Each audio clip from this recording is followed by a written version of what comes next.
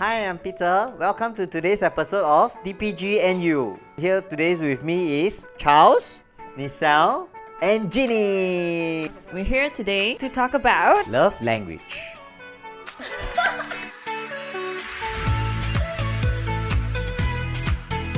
So today we'll be picking a question from the box and we'll be answering it together. None of us actually know what's inside this box. I think the right one, no? Okay, do you feel that how you show love to others is based on how you feel love? I don't think so. I like to give gifts, I like to cook for people and stuff like that. But the way I feel love is not the same. I feel love when somebody spends time with me or gives me encouragement.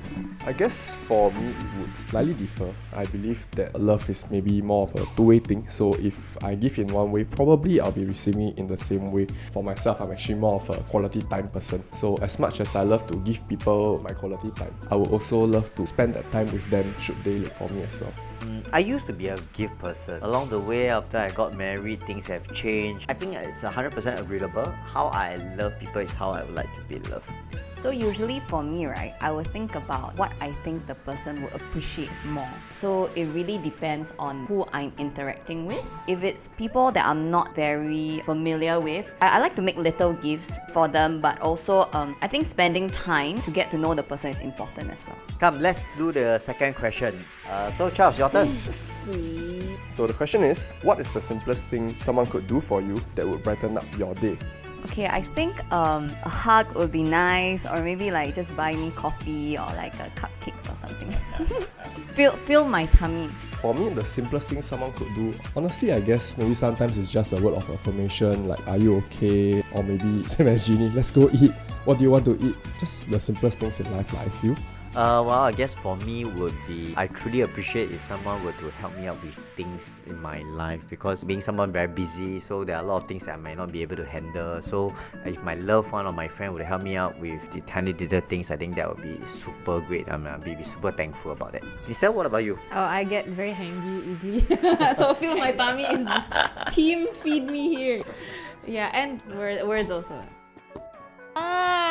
What is your ideal rest day? My ideal rest day is to stay home and do chores, and just relax, drink tea, then just like nothing, and then go out to eat. What about you, Peter? Me? Yeah. So on my rest day, typically I wake up about 7 o'clock, I will go for a run. But in between, will be taking a nap. I think that a nap is the time, a space where I'm with myself. And then right after that, then I'm like a bouncing bunny.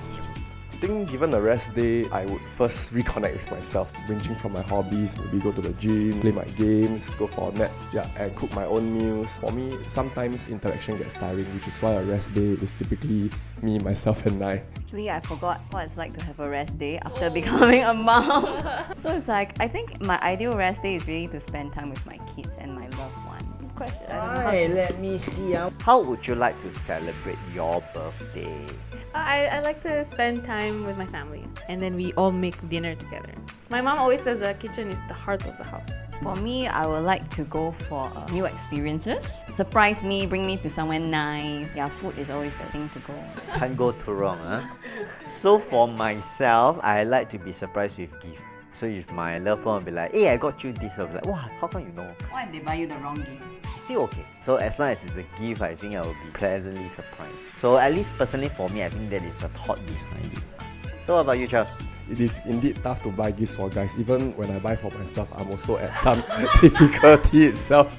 So the way I celebrate my birthday, always on the actual day itself, I will be celebrating with family. I still believe it falls back to having quality time with your loved ones and just being together.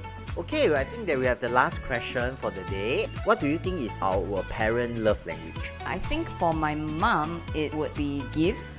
And then for my dad, acts of service. Because he always asks us to do things like scratch my back, take this, make coffee for me. My mom and dad both like acts of service and quality time, because we always have movie family time. I think for my parents, it's also acts of service. The more household I do, the happier they are. It seems to be that way.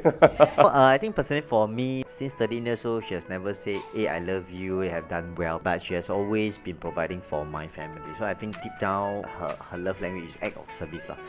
We have come to the end of our love language episode. And we hope that you had liked our video and maybe it has helped you to understand yourself and your peers better.